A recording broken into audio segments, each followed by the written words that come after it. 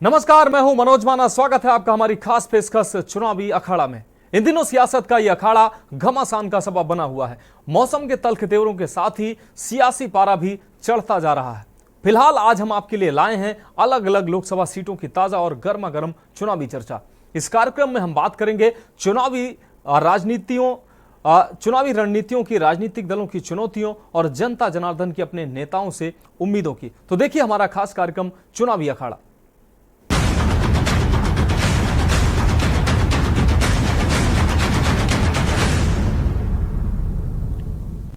तो चुनावी अखाड़ा में सबसे पहले हम बात करेंगे पहली रिपोर्ट की। चौथे चरण के रण में कई सीटों पर रोचक मुकाबला हो रहा है। मैदान में कई ऐसे सूरमा हैं जिनकी प्रतिष्ठा दांव पर लगी है। 10 राज्य व केंद्र शासित प्रदेश की 96 सीटों में हो रहे मतदान से पहले जीत हार के लिए नेताओं ने जमकर पसीना बहाया है। यूपी की खास सीटों पर बीजेपी की साख जहां पर दांव पर लगी है, तो वहीं बंगाल में टीएमसी बीजेपी के सामने साख की चुनौती है। वहीं मध्य प्रदेश में बीजेपी कांग्रेस में कांटे की टक्कर है। यह रिपोर्ट देखिए।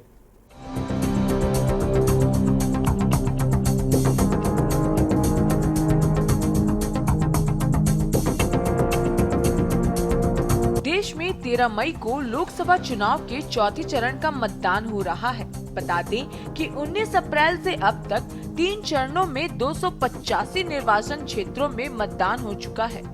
चौथे चरण में 10 राज्यों और केंद्र शासित प्रदेशों की 96 सीटों पर मतदान की मुकम्मल व्यवस्थाएं की गई हैं। लोकसभा चुनाव के चौथे चरण में आंध्र प्रदेश की 25 सीटें, बिहार की 40 में से 5 सीटें, झारखंड की 14 में से 4 सीटें, मध्य प्रदेश की 29 में से 8 सीटें, महाराष्ट्र की 48 में से 11 सीटों के लिए मतदान है। इसके अलावा उड़ीसा की 21 में से 4 सीटें, तेलंगाना की 17 सीटें, उत्तर प्रदेश की 80 में से 13 सीटें, पश्चिम बंगाल की 42 में से 8 सीटें, जम्मू कश्मीर की 5 में से 1 सीट के लिए मतदान की पूरी चौकसी है। चौथे चरण के प्रमुख चेहरे। सपा प्रमुख अखिलेश यादव, कन्नौज लोकसभा सीट। केंद्रीय मंत्री गिरिराज सिंह, बिहार बेगूसराय सीट। महुआ मोइत्रा, कृष्णानगर सीट, पश्चिम Bengal. Adhir Ranjan Chaudhary, Baharampur Lok Sabha seat. YS Sharmila, Kadapa, Andhra Pradesh. Arjun Munda, Khunti seat, Jharkhand. Shatrughan Sinha, पश्चिम बंगाल, आसनसोल। असदुद्दीन ओवैसी, हैदराबाद सीट। चौथे फेज में यूपी की 13 सीटों पर वोटिंग। कन्नौज, कानपुर, अकबरपुर, शाहजहांपुर, खीरी, धौरहरा, सीतापुर, हरदोई, मिश्रिक, उन्नाव, फर्रुखाबाद, इटावा और बहराइच में मतदान। 4 सीटों पर भाजपा मजबूत। 2 सीटें कन्नौज और इटावा पर सपा को बढ़त के आसार। 7 सीटों पर भाजपा और सपा में कड़ी टक्कर। 2019 के चुनाव में सभी 13 सीटें भाजपा ने जीती थी। 2024 में भाजपा के लिए साख बचाने की चुनौती। यूपी की कुछ खास सीटों पर बीजेपी की साख का सवाल। उत्तर प्रदेश में चौथे चरण की 13 सीटों पर वोटिंग हो रही है। अवध, तराई और सेंट्रल यूपी के कुल 13 जिलों में होने वाले चुनाव में बीजेपी और सपा कांग्रेस के बीच ही लड़ाई है। हालांकि बहुजन समाज पार्टी ने अपने कैंडिडेट इस प्रकार चुने हैं जिसके चलते उसने कई सीटों पर लड़ाई को त्रिकोणीय बना दिया है। सबसे खास बात ये है कि 2019 के लोकसभा चुनाव में इन सभी सीटों पर भाजपा ने जीत का परचम लहराया था। इसीलिए बीजेपी के लिए साख का सवाल यहाँ का चुनाव है। दरअसल कन्नौज में भी चुनाव इसी चरण में हो रहा है, इसीलिए समाजवादी पार्टी के मुखिया और यूपी के पूर्व मुख्यमंत्री अखिलेश यादव के लिए भी साख का सवाल है। खीरी और उन्नाव में भी जबरदस्त संघर्ष है, क्योंकि खीरी में अजय मिश्र टेनी और उन्नाव में साक्षी महाराज की किस्मत का फैसला होना है। बता दें कि बीजेपी ने जिस तरह 13 सीटों पर अपने उम्मीदवार तय किए हैं, उससे तो यही लगता है कि पार्टी इन सभी सीटों को दोबारा जीतने के लिए तैयार बैठी है। पार्टी ने अधिकांश सीटों पर अपने सांसदों को फिर से टिकट दिया है। मतलब सीधा है कि उन्हें भरोसा है कि उनके सांसदों से जनता नाराज नहीं है। बीजेपी ने केवल कानपुर और बहराइच में अपने प्रत्याशी बदले हैं। इसके पीछे दरअसल एक कारण और है। बीजेपी ने 2019 के लोकसभा चुनाव में इन 13 सीटों में से करीब 10 सीटों पर 12 से 32% अधिक मतों से चुनाव जीता था। बीजेपी के लिए इस बार संतोष की बात ये है कि उसके साथ इस बार रालोद भी है, जो पिछली बार समाजवादी पार्टी के साथ थी। सपा और बसपा के भी अलग अलग चुनाव लड़ने का फायदा बीजेपी को मिल सकता है। पिछली बार कन्नौज, मिश्रिक और इटावा में ही सपा बसपा बीजेपी को टक्कर दे सकी थी। उसमें भी कांटे की टक्कर तो केवल कन्नौज में हुआ था। बंगाल में टीएमसी बीजेपी के सामने साख बचाने की चुनौती। बंगाल में 3 चरणों में 10 सीटों पर मतदान संपन्न हो चुका है। चौथे चरण में बंगाल में असली चुनाव लड़ाई है, क्योंकि चौथे चरण में 8 लोकसभा सीटों पर मतदान होना है। ये सीटें तृणमूल, भाजपा और कांग्रेस के लिए साख ही नहीं, नाक बचाने की भी लड़ाई है। तृणमूल ने अधीर को हराने के लिए पूरी ताकत ही नहीं झोंकी, बल्कि 20 वर्षों में पहली बार अधीर के सामने सत्तारूढ़ दल ने मुस्लिम उम्मीदवार खड़ा किया है। ये भी पूर्व क्रिकेटर यूसुफ पठान को। यह मुस्लिम बहुल सीट है, जहां 52% से अधिक मुस्लिम है। वहीं तृणमूल के कृष्णनगर, आसनसोल, बृद्धमानपुर, बोलपुर और बीरभूम जैसी सीटों पर कब्जा बरकरार रखने का संग्राम है। एमपी में बीजेपी कांग्रेस में कांटे की टक्कर। लोकसभा चुनाव के चौथे चरण में मध्य प्रदेश में मलवा, निमाड़ की 8 सीटों पर बीजेपी कांग्रेस में कांटे की टक्कर है। मौजूदा स्थिति देखें तो भाजपा सभी 8 सीटों पर मजबूत दिखाई देती है, लेकिन इनमें से 3 सीटों पर हवा का रुख बदला हुआ है। इन सभी सीटों की सियासी नब्ज टटोलने पर सबसे ज्यादा चर्चा इंदौर, खरगोन और रतलाम सीट की रही। इंदौर में माहौल नहीं बदला, लेकिन नोटा ने मुद्दा बदल दिया है। खरगोन में प्रधानमंत्री नरेंद्र मोदी, कांग्रेस के स्टार प्रचारक राहुल गांधी की सभाओं के बाद हालात बदले हैं। यहां आदिवासी वोटर्स में कांग्रेस सेंध लगाने में कामयाबी हुई तो उसे फायदा हो सकता है। वहीं रतलाम में मोदी की गारंटी और स्थानीय मुद्दों की लड़ाई है। इस क्षेत्र की 3 रिजर्व सीटों पर राष्ट्रीय स्वयंसेवक संघ की सोशल इंजीनियरिंग का भी असर देखा जा रहा है। बीजेपी पीएम मोदी के चेहरे और विकास के मुद्दों पर मैदान में है। वहीं कांग्रेस संविधान बदलने और आरक्षण खत्म करने जैसे मुद्दे उछाल रही है, लेकिन ये काम करता नहीं दिख रहा। बिहार में मोदी व लालू की सीख का बड़ा सवाल। लोकसभा चुनाव के चौथे चरण में बिहार में 5 सीटों पर मतदान है। इनमें से दरभंगा, समस्तीपुर मिथिलांचल का इलाका है। वहीं बेगूसराय, मुंगेर और उजियारपुर में भी वोटिंग का भारी उत्साह दिख रहा है। बता दें कि बेगूसराय कभी वामपंथियों का गढ़ माना जाता था। इस बार भी लड़ाई वाम दल और बीजेपी में है। वहीं भूमियार बाहुल मुंगेर में लड़ाई अगड़ा बनाम पिछड़ा हो गई है। 5 सीटों पर हवा का रुख किधर जा रहा है, कौन मजबूत स्थिति में है, कौन किस पर और क्यों भारी है।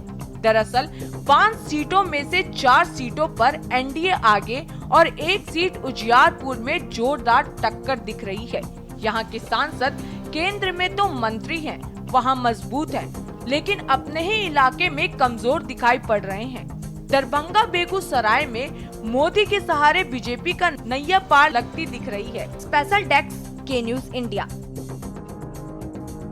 चुनावी अखाड़ा में अब हम बात करेंगे वाराणसी की। वाराणसी लोकसभा सीट पर अंतिम चरण में यानी कि 1 जून को मतदान होना है। वोटिंग को लेकर 7 मई से नामांकन की प्रक्रिया शुरू हो गई थी। पीएम मोदी 2 दिवसीय दौरे पर 13 और 14 मई को वाराणसी में मौजूद रहेंगे और नामांकन दाखिल करेंगे। मोदी के नॉमिनेशन के लिए बीजेपी ने मेगा प्लान तैयार किया है। इस रिपोर्ट के माध्यम से समझिए। मोदी के नॉमिनेशन के लिए बीजेपी का मेगा प्लान। काल भैरव का आशीर्वाद लेकर पुष्य नक्षत्र में नामांकन करेंगे पीएम मोदी। 14 मई को बन रहा संयोग। अयोध्या राम मंदिर का मुहूर्त देने वाले गणेश्वर शास्त्री द्रविड़ ने बताया है मुहूर्त। गणेश्वर शास्त्री द्रविड़ होंगे पीएम मोदी के प्रस्तावक। 80 घाट पर पूजा अर्चना से बड़े लक्ष्य का संकल्प। 14 मई के दिन अभिजीत मुहूर्त आनंद योग, सर्वार्थ सिद्ध योग और भौम पुष्य नक्षत्र का संयोग है। उत्तर प्रदेश की वाराणसी लोकसभा सीट एक बार फिर खास हो गई है। दरअसल 14 मई को प्रधानमंत्री नरेंद्र मोदी नामांकन करेंगे और इस दौरान एनडीए के कई नेता भी मौजूद रहेंगे। इससे पहले सुबह 80 घाट पर जाएंगे और करीब 10 बजे काल भैरव मंदिर में दर्शन करेंगे। करीब 11:15 बजे नामांकन से पहले एनडीए नेताओं के साथ बैठक का प्लान तैयार किया गया है। ऐसी खबरें मिली हैं कि 11:40 पर पीएम मोदी नामांकन करेंगे। जानकारी के मुताबिक नामांकन पत्र दाखिल करने के बाद पीएम मोदी झारखंड के लिए रवाना होंगे। नामांकन के लिए कौन कौन प्रस्तावक? पीएम के नामांकन के 4 प्रस्तावक लगभग तय हैं। इसमें आचार्य गणेश्वर शास्त्री, सोमा घोष सरोज चूड़ामणि, माझी समाज से 1 और 1 महिला प्रस्तावक। आपको बता दें कि पीएम मोदी वाराणसी लोकसभा सीट से तीसरी बार नामांकन करेंगे। 14 मई को गंगा सप्तमी के साथ ही पुष्य नक्षत्र का संयोग बन रहा है। इसी नक्षत्र में पीएम मोदी नामांकन करेंगे। अयोध्या राम मंदिर का मुहूर्त देने वाले गणेश्वर शास्त्री द्रविड़ ने इस दिन के मुहूर्त को सर्वोत्तम बताया है। बताया जा रहा है कि 14 मई के दिन अभिजीत मुहूर्त आनंद योग, सर्वार्थ सिद्ध योग के साथ ही भौम पुष्य नक्षत्र का संयोग बन रहा है। अयोध्या में राम मंदिर की प्राण प्रतिष्ठा और शिलान्यास का मुहूर्त देने वाले पंडित गणेश्वर शास्त्री द्रविड़ ने 14 मई के मुहूर्त को सर्वोत्तम बताया। पंडित गणेश्वर शास्त्री द्रविड़ के अनुसार पुष्य नक्षत्र की शुरुआत 13 मई को सुबह 1:43 बजे से होगी, जो 14 मई की दोपहर 3:10 तक रहेगा। इसके बाद आश्लेषा नक्षत्र शुरू होगा। प्रधानमंत्री नरेंद्र मोदी की कुंडली के अनुसार दोनों नक्षत्र उनके अनुकूल हैं। पीएम मोदी का क्या है कार्यक्रम? पीएम मोदी शुक्रवार सुबह 10 बजे पटना में गुरुद्वारा जाएंगे। इसके बाद चुनाव प्रचार शुरू करेंगे। हाजीपुर में रैली, मुजफ्फरपुर, सारण में सभाएं, वाराणसी में रोड शो। मंगलवार 14 मई की सुबह 80 घाट पर जाएंगे। सुबह 10:15 पर काल भैरव मंदिर में दर्शन पूजन। नामांकन से पहले 11:15 बजे एनडीए नेताओं के साथ बैठक। सुबह 11:40 पर दाखिल करेंगे नामांकन पत्र। दोपहर 12:15 पर पार्टी कार्यकर्ताओं के साथ बैठक। इसके बाद पीएम मोदी झारखंड के लिए प्रस्थान करेंगे। दोपहर 3:30 बजे कोडरमा, गिरिडीह में चुनावी जनसभा को संबोधित करेंगे।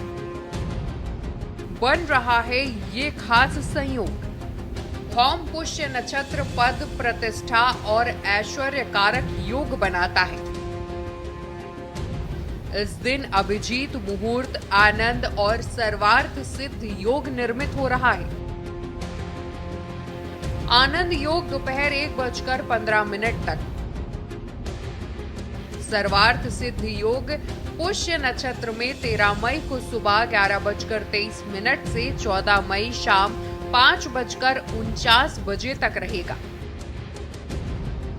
इसी तरह सर्वार्थ सिद्ध योग आश्लेषा नक्षत्र में 14 मई को दोपहर 1:15 से 15 मई की सुबह 5:49 बजे तक रहेगा।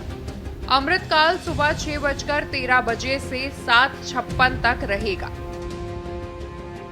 सूर्य 14 मई को 5:55 तक मेष राशि में और इसके बाद वृषभ राशि में प्रवेश करेगा। वहीं चंद्रमा संपूर्ण दिन व रात कर्क राशि पर विचरण करेगा। आपको बता दें कि वाराणसी लोकसभा सीट पर बिल्कुल अंतिम चरण में 1 जून को मतदान होना है। वोटिंग के लिए 7 मई से नामांकन की प्रक्रिया शुरू हो गई थी। बता दें कि वाराणसी से सांसद और देश के प्रधानमंत्री नरेंद्र मोदी ने बीते 2 बार से लोकसभा चुनाव में कभी भी घर घर जाकर काशी की जनता से वोट नहीं मांगा है। नामांकन के पहले पीएम मोदी परंपरा के मुताबिक काशी की सड़कों पर रोड शो जरूर करते आ रहे हैं। स्पेशल डेस्क के न्यूज इंडिया। तो चुनावी अखाड़ा में वक्त एक ब्रेक का है और ब्रेक के बाद हम बात करेंगे अगली रिपोर्ट की। देश में लोकसभा चुनाव का जबरदस्त शोर चल रहा है। बिहार की सासाराम सीट के लिए घमासान मचा हुआ है। यह सीट अनुसूचित जाति के लिए आरक्षित है।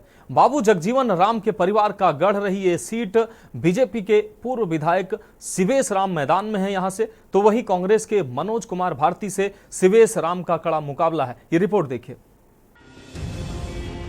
बिहार की 40 लोकसभा सीट में से एक है सासाराम। ये सीट अनुसूचित जाति के लिए आरक्षित है। ये सीट पूर्व केंद्रीय मंत्री और दिवंगत कांग्रेस नेता बाबू जगजीवन राम के परिवार का गढ़ रही है। बाबू जगजीवन राम इस सीट से 8 बार सांसद थे। उनकी बेटी और पूर्व लोकसभा अध्यक्ष मीरा कुमार यहाँ से 2004 और 2009 में सांसद थी। फिलहाल ये सीट बीजेपी के पास है। इस बार बीजेपी ने मौजूदा सांसद छेदी पासवान का टिकट काट दिया है। वे यहाँ से 2 बार जनता दल के टिकट पर और 2 बार बीजेपी के टिकट पर सांसद रहे हैं। बीजेपी ने छेदी पासवान की बजाय पूर्व विधायक शिवेश राम को मैदान में उतारा है। उनके सामने कांग्रेस के मनोज कुमार भारती हैं। कुछ वोटर मानते हैं कि सासाराम में पिछले कुछ सालों में बुनियादी ढांचे का अच्छा विकास हुआ है, जो इस चुनाव में मुख्य मुद्दा होगा। विकास हुआ है सर, विकास हुआ है। रोड सब सही है यहाँ पे। उसके बाद में रास्ता भी क्लियर हो गया। यहाँ का जो जाम का प्रॉब्लम था, यही दिक्कत है कि नाली उली सही नहीं है। यहाँ का पानी उनी की व्यवस्था सही नहीं है। और सरकार से क्या चाहते हैं कि बस वो भी सुधर जाए। बिजली सब सही है, बिजली का कोई दिक्कतें नहीं है। जो विकास करेगा तो उसका तो फल मिलेगा ही। कितना हो मेरा दुश्मन होगा उसी को हम वोट देंगे। विकास हुआ है यहाँ पर? विकास हुआ नहीं है, रोड था, क्या नहीं हुआ है। पढ़ाई लिखाई से लेकर सब आज हाँ देश के लिए मोदी उत्तम है।